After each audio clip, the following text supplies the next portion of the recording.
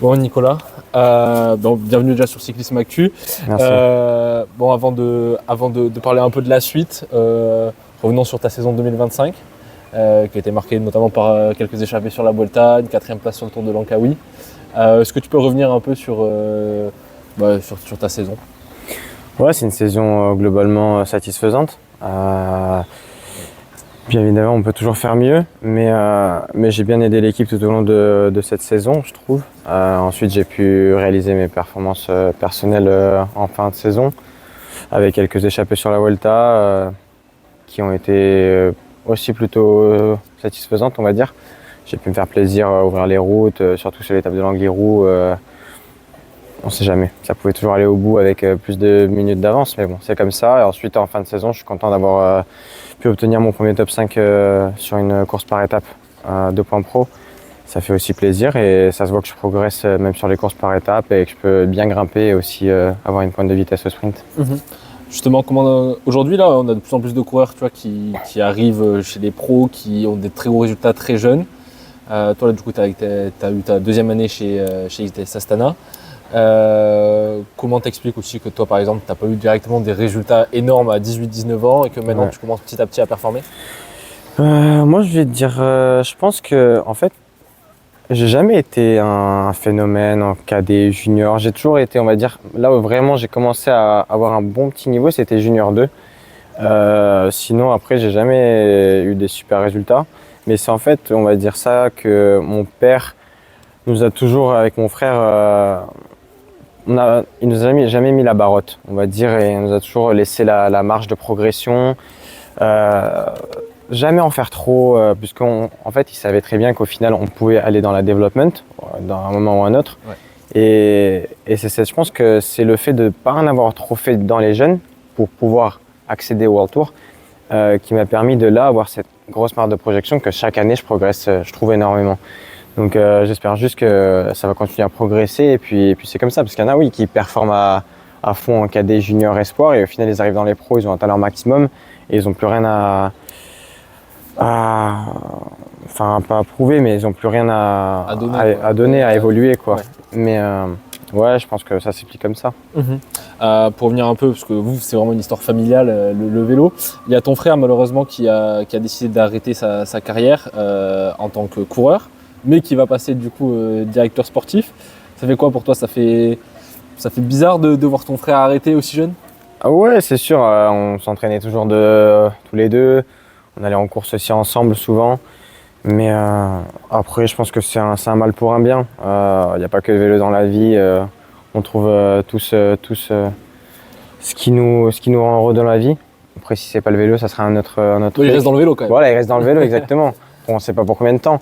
Mais ça lui plaît d'être dans ce domaine-là, toujours rester. Il est toujours très carré sur l'emploi du temps, donc je pense qu'il va être super dans le métier de DS. C'est possible d'ailleurs qu'il soit un de tes DS sur une course l'année prochaine?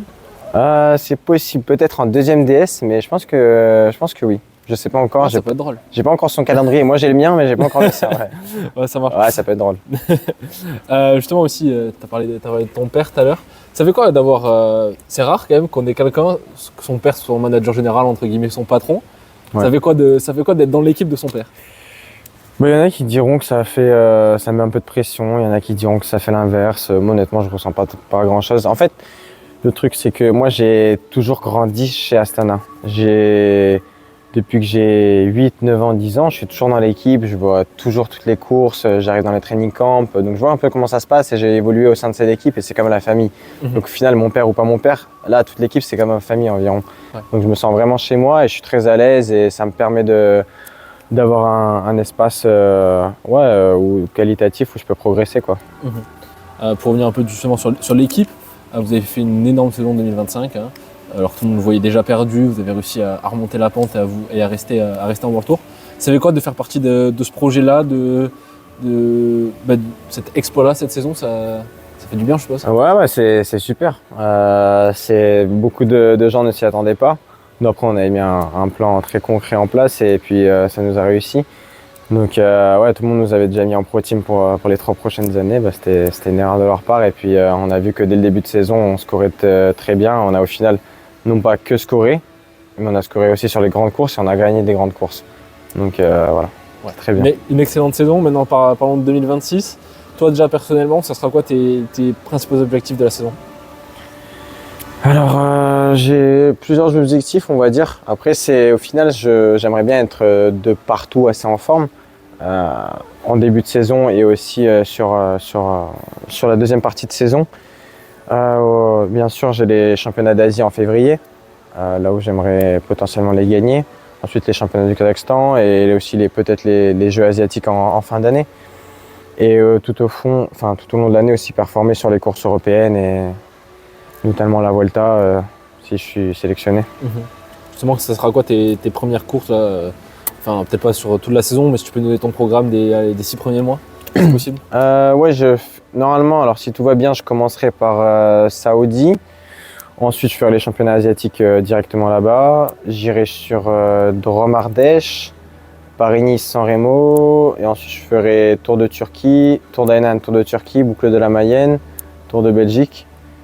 Et championnats nationaux, petite pause en juillet. Et ça partirait sur le Tour de Pologne et la Vuelta.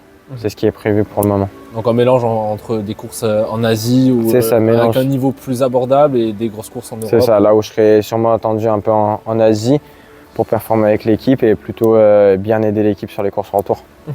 Bah justement, qu'est-ce qui ferait des questions un peu ouvertes, qu'est-ce qui ferait de ta saison 2026 une saison réussie? Ma première victoire pro, ça ferait ma saison réussie, ouais. Ma première victoire pro, j'aurais dit en Europe.